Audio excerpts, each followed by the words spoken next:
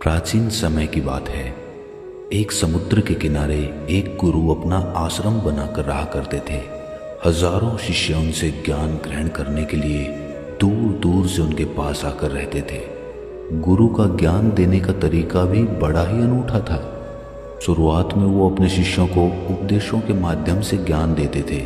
उसके बाद वो अपने शिष्यों को उस ज्ञान का अनुसरण करने के लिए कहते थे। उस ज्ञान को अपने व्यवहारिक जीवन में उतारने को कहते थे। एक बार उस आश्रम में एक सम्राट अपने बेटे को लेकर पहुंचा।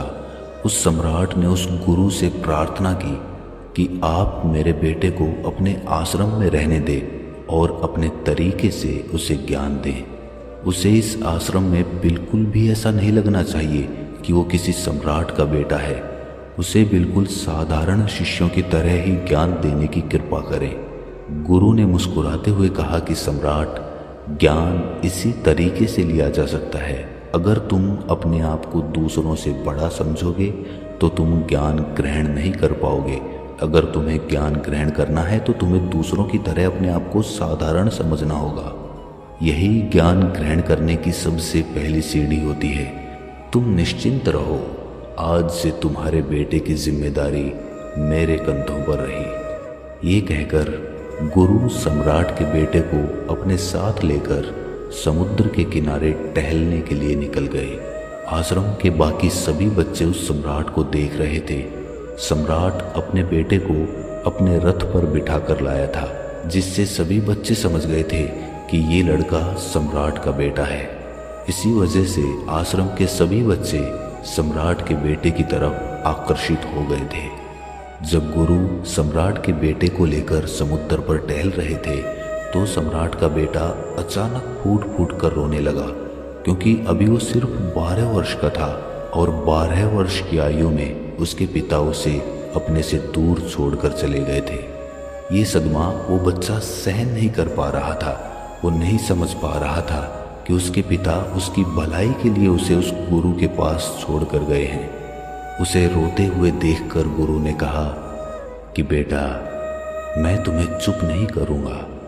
हो सकता है कि आज मैं तुम्हारे आंसू पोंछ दूँ, लेकिन कल तुम फिर अपने आप को अकेला पाओगे। याद रखना, जीवन में इंसान अकेला आता है और अकेला ही जाता है। जितनी जल्दी जो इंसान इस बात को समझ लेता है, वो उतनी जल्दी आत्मज्ञान के रास्ते पर निकल पड़ता है। गुरु ने अपनी बात आगे बढ़ाते हुए कहा कि जो इंसान अकेला रहना सीख लेता है वही खुद से प्यार कर पाता है, और जो खुद से प्यार करना जानता है वो किसी के भी जाने का अफसोस नहीं करता, क्योंकि वो खुद से ही प्यार करता है। धीरे धीरे तुम आश्रम के माहौल में ढल जाओगे। शुरुआत में तुम्हें समस्या आ सकती है, लेकिन कुछ दिनों के बाद तुम इसे आत्मसात कर लोगे। उसके बाद तुम्हें यही जगह बहुत अच्छी लगने लगेगी। ये जगह तुम्हें अपनी महल जैसी लगने लगेगी। संध्या हो चली थी। समुद्र के दूसरे छोर पर सूरज छिपने लगा था और अपनी लालिमा पूरे आसमान में बिखेर रहा था। बड़ा ही सुंदर दृश्य था और गुरु उस शिष्य को अपने साथ लेकर आश्रम में वापस लौट आए। उस शिष्य को भी थोड़ी सांत्वना मिली, क्योंकि गुरु की आंखों में एक अभूतपूर्व शांति झलक रही थी। और जब हम किसी एकांतवासी गुरु की आंखों में वो शांति देख लेते हैं तो हमारे हृदय पे से भी सारा भार हट जाता है। मन एकदम निर्मल हो जाता है। जब सम्राट का बेटा रात्रि का भोजन करने के लिए भोजन कक्ष में पहुंचा तो आसपास के सभी शिष्य उसके पास आने लगे। उन सभी को पता था कि ये सम्राट का बेटा है और अगर हम इससे दोस्ती कर लेते हैं तो उससे हमारा बहुत फायदा होने वाला है। यही सोचकर आश्रम के ज्यादातर बच्चों ने उसे घेर लिया था। बस कुछ बच्चे जो अकेले रहने का महत्व समझते थे, जो दिखावे में विश्वास नहीं करते थे, वो उस सम्राट के बेटे के पास जाने की बजाय अपना पूरा ध्यान खाने पर लगा रहे थे और एकांत में बैठकर अपना भोजन कर रहे थे। कुछ दिनों के बाद सम्राट के बेटे की आश्रम के ज्यादातर बच्चों के साथ दोस्ती हो गई। अब वो आश्रम में उन बच्चों के साथ घूमता, उन्हीं के साथ अपना ज्यादातर समय बिताता। आखिरकार सम्राट का बेटा था, सुख सुविधाओं में पला बढ़ा था। आसपास बहुत से दास और दासियां होते थे। आसपास अपने मित्रों से घिरे होना, वही दिनचर्या उसने इस आश्रम में भी अपना ली थी। ऐसा नहीं था कि गुरु को ये सब पता नहीं था, पर गुरु उसे अलग तरीके से ज्ञान देना चाहते थे। बच्चों को ज्ञान आप उपदेश देकर नहीं दे सकते, उन्हें साक्षात्कार कराना पड़ता है। उसके बाद उन्हें वो बात समझ आती है जो आप समझाना चाहते हैं। गुरु को ये बात पता थी कि अगर मैं इसे बोलकर बताऊंगा तो ये कभी समझ नहीं पाएगा। मुझे इसे दिखाना पड़ेगा, इसे एहसास कराना पड़ेगा कि अकेले रहने से ही तुम अपनी शक्तियों को जान पाओगे। ये सीख देने के लिए गुरु एक दिन उस शिष्य को अपने साथ एक पहाड़ी की चोटी पर ले गए। पहाड़ी पर पहुंचकर गुरु ने उस शिष्य से कहा कि अब तुम्हारा ज्ञान पूरा हो चुका है, बस एक आखिरी रात तुम्हें यहाँ पर बितानी होगी। उसके बाद अगले दिन शाम को मैं तुम्हारे राजमहल में तुमको पहुँचा दूंगा। वो बच्चा तो ये सुनकर बहुत खुश हो गया कि अब मैं वापस अपने राजमहल चला जाऊंगा, फिर से मेरे दास और दासियां, सारी भोग की वस्तुएं मेरे पास होंगी। उस शिष्य ने गुरु से पूछा कि गुरुजी, मुझे आज रात आप यहाँ पहाड़ी पर क्यों छोड़ रहे हैं? आखिर मुझे कौन सा आखिरी ज्ञान यहाँ से मिलेगा? गुरु ने मुस्कुराते हुए कहा कि यहाँ पर चट्टान के पीछे तुम्हें छिपकर बैठना होगा। यहाँ पर रोज रात को एक बाज आता है, तुम्हें उस बाज को देखना है, बड़ी गौर से देखना है, हर गतिविधि देखनी है। और उस बाज को देखने के बाद अगले दिन अगर तुम उस बाज की खूबियाँ मुझे बता पाए तो मैं तुम्हें तुम्हारे राजमहल वापस भिजवा दूंगा। और हाँ, सुबह आने से पहले एक बात पर और ध्यान देना है।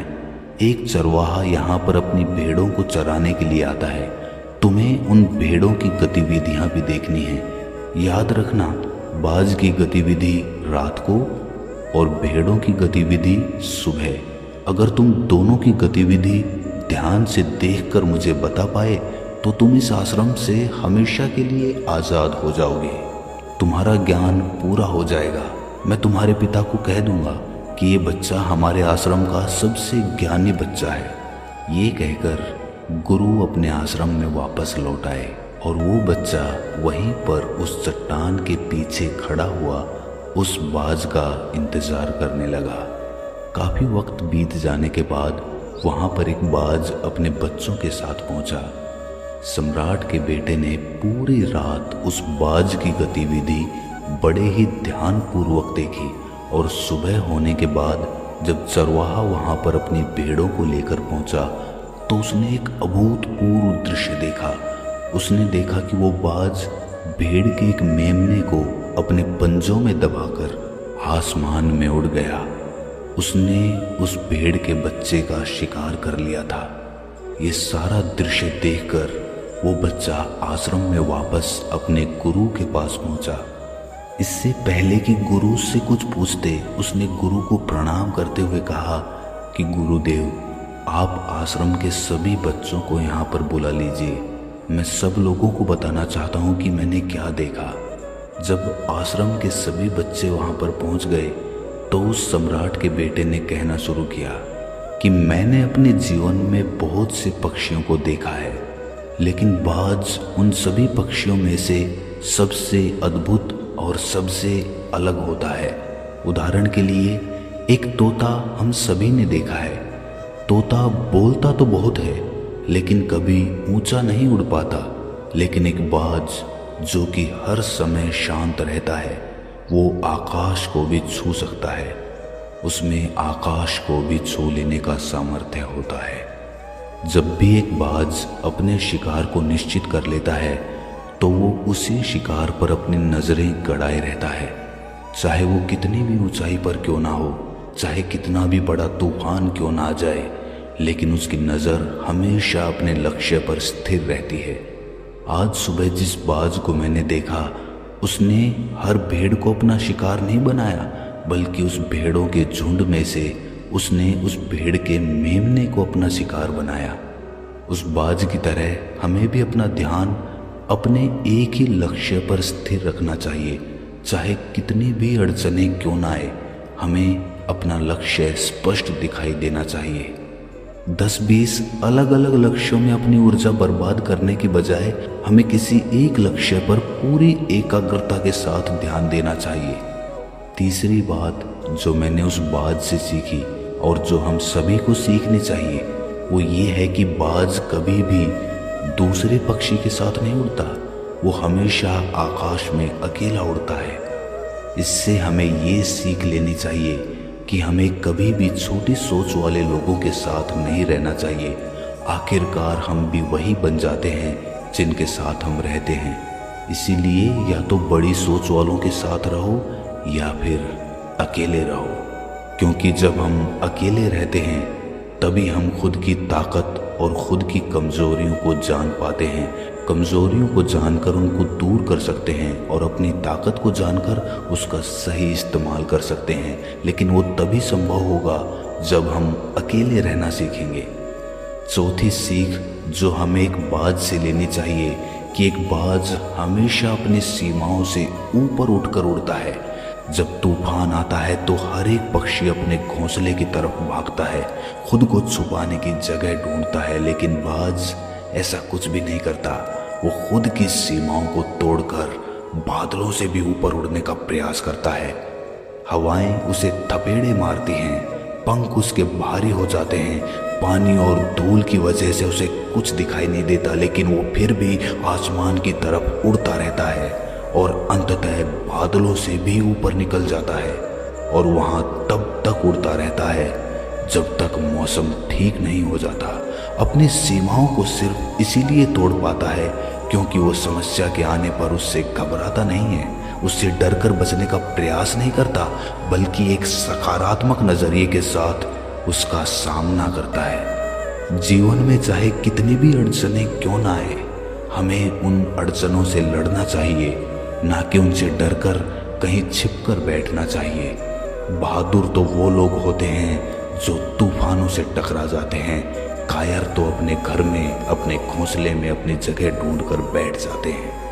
पांचवी बात जो हमें एक बाज से सीखनी चाहिए कि बाज कभी भी अपने घोंसले में घास के कोमल तिनके नहीं रखता। जो तिनके कोमल होते जाते हैं वो उन्हें निकाल कर फेंकता रहता है। उसी तरह चाहे कितनी भी आरामदायक जिंदगी आपको मिली हो, लेकिन उस आराम से ऊपर उठकर अपने आलस्य को तोड़कर जीवन में मेहनत करते रहना चाहिए। जीवन में पसीना बहाना चाहिए, शारीरिक मेहनत करनी चाहिए। अपने घोंसले से कोमल तिनके उठाकर फेंक दो और आज ही अपने आलस्य को तोड़कर निकल पड़ो। हर दिन अपने आप को चुनौतियां दो, हर दिन मुश्किलों से लड़ो, क्योंकि वही मुश्किलें तुम्हें मजबूत बनाएंगी। जंगल के राजा शेर को भी झुंड बनाकर शिकार करते हुए देखा जा सकता है, लेकिन बाज हमेशा अकेला शिकार करता है, क्योंकि वो जानता है कि भीड़ हौसला तो देती है मगर साहस छीन लेती है। आदमी को हमेशा अकेले ही आगे बढ़ना होता है। यही कारण होता है कि वो जल, थल और नभ सभी जगहों पर अपने शिकार का परचम लहरा सकता है। बाज की उम्र लगभग 70 साल की होती है, लेकिन 40 साल में ही उसका शरीर बूढ़ा हो जाता है। नाखून उसके पैरों में धंसने लगते हैं, पंख उसके शरीर में चिपक जाते हैं, उसकी चोंच मुड़ जाती है, उसका शरीर भारी हो जाता है।